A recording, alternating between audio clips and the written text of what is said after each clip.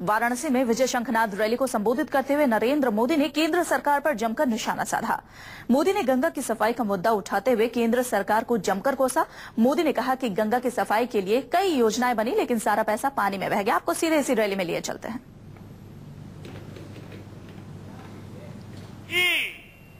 भूखे न रहे, इसलिए किसान पसीना बहाता है, मेहनत करता है।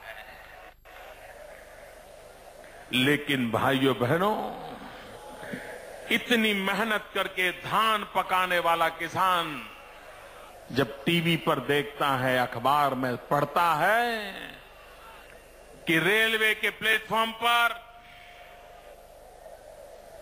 पका पकाया धान पानी में भीग रहा है, सड़ रहा है, भाइयों बहनों, वो सिर्फ आर्थिक नुकसान होता है ऐसा नहीं, किसान के दिल को चोट पहुंचती है। भैया, आपके सारे नारे मुझे पहुंच गए, मैं आपका आभारी हूं। दोस्तों प्लीज प्लीज, आपके प्रेम के लिए मैं आपका बहुत आभारी हूं, लेकिन आप थोड़ा संभालिए दोस्तों। अब इतना बड़ा मैदान भी छोटा पड़ गया, क्या करे भैया।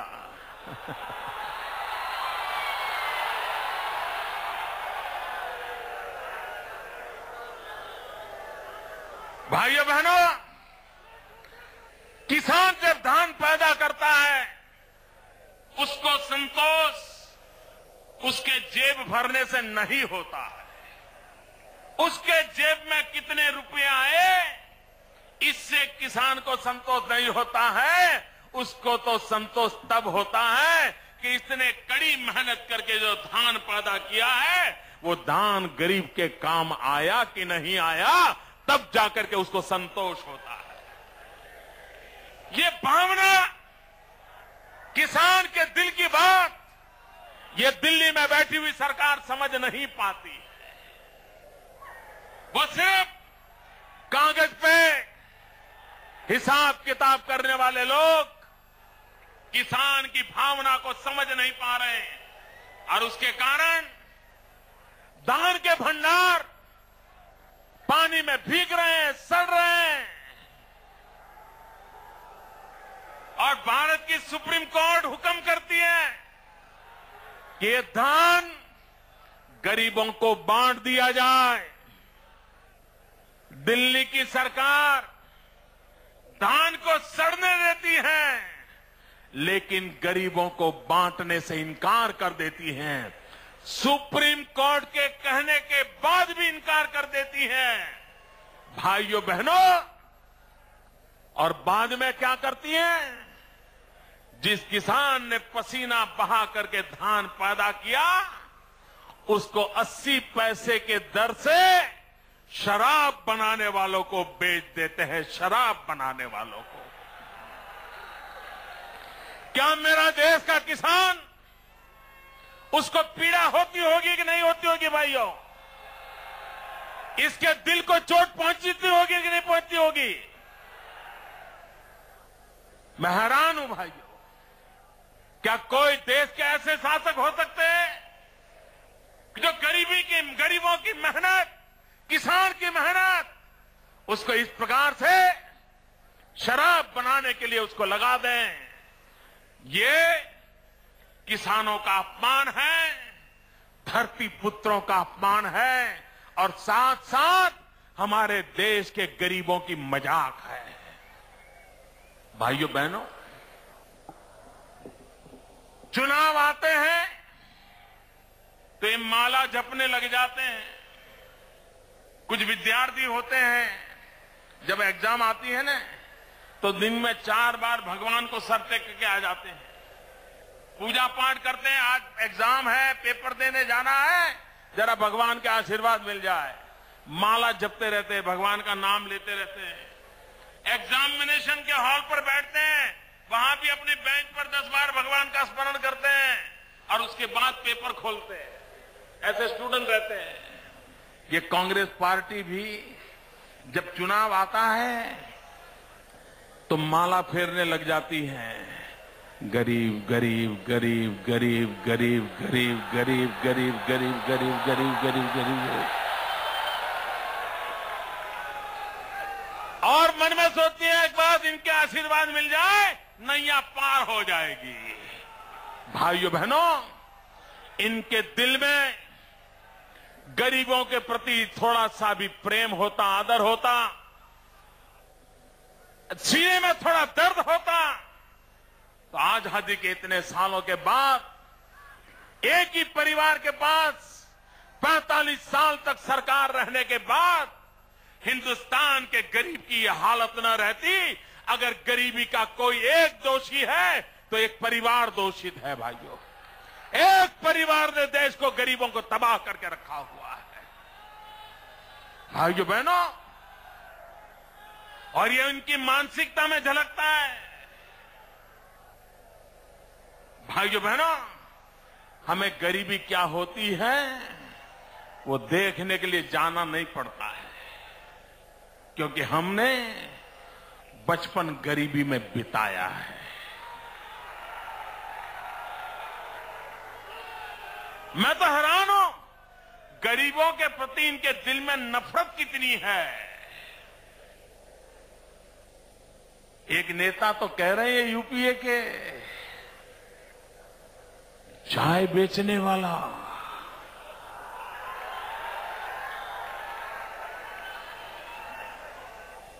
भैया बहनों मुझे बताइए,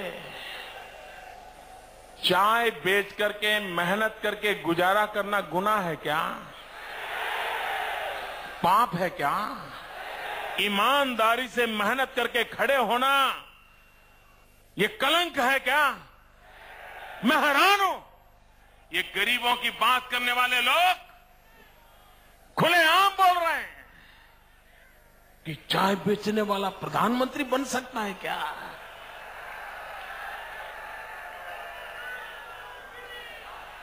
अगर देश की जनता आशीर्वाद दे तो खेत में मजदूरी करने वाला भी प्रधानमंत्री बन सकता है। फुटपाथ पर बैठ करके जूतों की पॉलिश करने वाला भी प्रधानमंत्री बन सकता है। लेकिन भाइयों बहनों, मैं आपको मेरे संस्कारों के आधार पर कहना चाहता हूं, हमें चाय बेचना मंजूर है, हमें देश बेचना मंजूर नहीं है।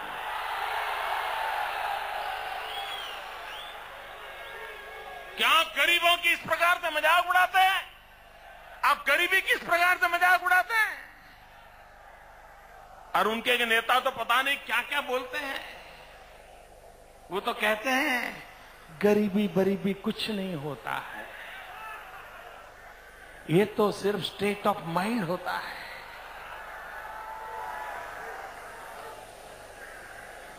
एक मन की अवस्था होती है। शाम को जब घर में चूल्हा न जले, बच्चे रात रात रोते रहें, तब पता चलता है गरीबी क्या होती है।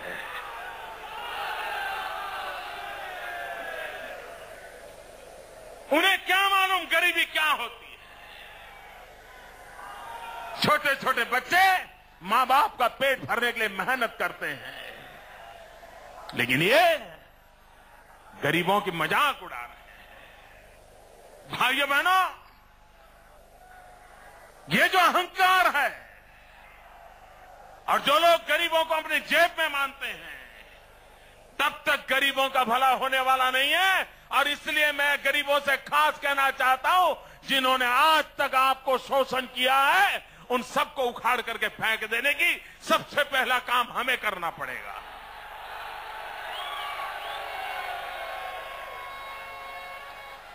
अभी हमारे राजनाथ सिंह जी बड़ी पीड़ा व्यक्त करते थे कि कांग्रेस के नेता ने कहा कि भाजपा वाले चोर है। अब पता नहीं वो क्या कुछ भी बोलते हैं। भाई, जो बोलते हैं उसको अगर इकट्ठा करके कहीं पर छाप दिया जाए तो हम हैरान हो जाएंगे कि इनके ये संस्कार है क्या, ये इनकी भाषा है क्या। लेकिन कांग्रेस के नेताओं को मैं कहना चाहता हूं, आप कहते हैं ना हम चोर हैं। आपका आरोप हमें मंजूर है। हां, हम चोर हैं। हमने चोरी की है और हमने कांग्रेस की नींद चुराई है। नींद। कांग्रेस का चैन चुरा लिया है। अब हम कांग्रेस को आजादी के बाद देश को लूटने वालों को हम चैन से बैठने नहीं देंगे। ये फैसला करके हम मैदान में आए हैं।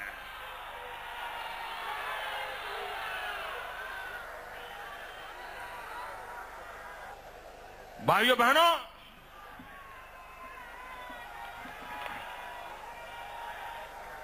मैं आपसे पूछना चाहता हूं,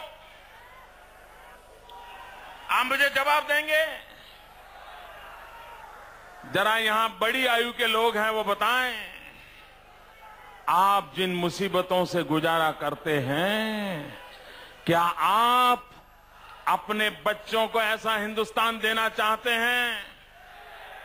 आपके बच्चों को गरीबी में जीने के लिए मजबूर करना चाहते हैं? आपके बच्चों को बेरोजगार रहने के लिए मजबूर करना चाहते हैं? आपके बच्चों को गांव गरीब छोड़ करके शहरों की झुग्गी झोपड़ी में जीने के लिए मजबूर करना चाहते हो?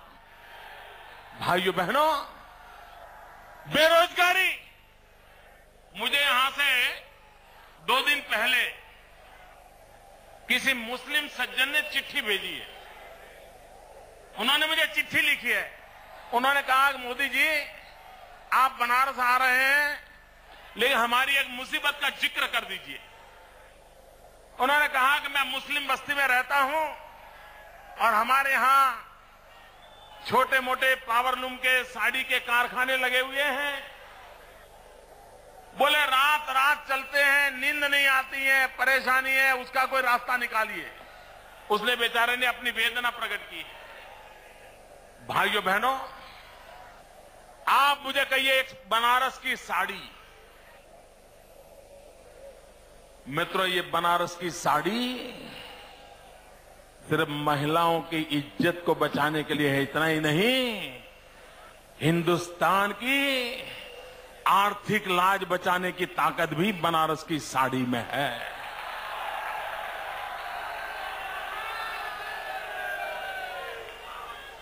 इतना बड़ा उद्योग, इतने लाखों लोगों को रोजी रोटी देने वाला उद्योग बर्बाद करके रख दिया। जिस मित्र ने मुझे चिट्ठी लिखी थी, वो शायद यहां आए हो या टीवी पर मेरा भाषण सुन रहे हो। मित्रों, इसका उपाय है। एक समय था, देखिए, हमारा सूरत का और काशी का नाता बहुत जुड़ा हुआ है। एक कहावत है, काशी का मरण और सूरत का जमण, यानी सूरत का भोजन और काशी का मरण, इन दोनों का महत्व ऐसा कहावत चलती है। सूरत में भी पावरलूम का बहुत बड़ा काम है, काशी में भी पावरलूम का काम है। एक जमाना था, सूरत में कभी आपको शाम के समय निकलो या अर्ली मॉर्निंग निकलो तो आपको ये पावरलूम की आवाज, आपके स्कूटर से पावरलूम की आवाज ज्यादा रहती थी। भाइयों बहनों, 10 साल के भीतर भीतर हमने एक अभियान चलाया। सरकार की तरफ से, बैंकों की तरफ से आर्थिक मदद की व्यवस्था की और पूरे पावरलूम सेक्टर को टेक्नोलॉजिकली अपग्रेड किया और शहर के बाहर बहुत बड़े बड़े इंडस्ट्रियल कॉम्प्लेक्स खड़े किए। भाइयों बहनों, बिल्कुल आवाज न करने वाली मशीन